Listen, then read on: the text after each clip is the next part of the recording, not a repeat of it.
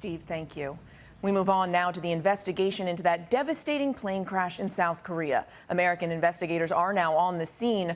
The pilots declaring an emergency after a bird strike. The Boeing jet then coming down without its landing gear deployed. 179 people were killed, just 2 survivors. Investigators are now trying to determine what happened in those final moments before the crash. ABC's Britt Clennett in South Korea.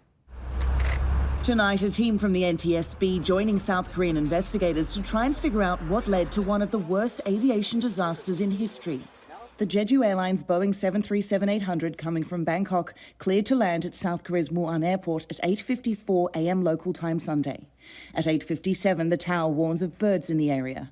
2 minutes later, at 8:59, the pilots call, "Mayday, mayday, mayday, bird strike, going around." Investigators looking at this image appearing to show a flash and a puff of smoke, suggesting a bird strike.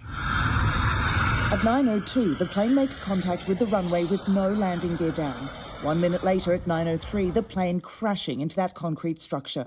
We don't know what happened in those 4 minutes between when the crew declared an emergency and the crash itself. Why did they make the decisions that they made? Why land fast? Why land with the gear up? And why land so far down the runway they weren't able to stop the aircraft? Jeju is a low-cost South Korean airline that has an impeccable safety record. The head of the airline bowing in apology.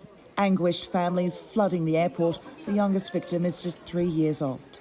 There's a real somber atmosphere here, the tents which have been set up for the relatives, but sometimes the grief is so overwhelming you can hear wailing coming from them.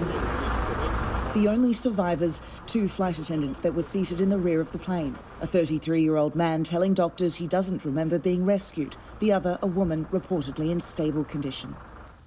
Mary, investigators are still combing through the mangled wreckage you can see behind me, and the black boxes are partially damaged, but the cockpit voice recorders, they'll also help piece together what exactly caused this crash.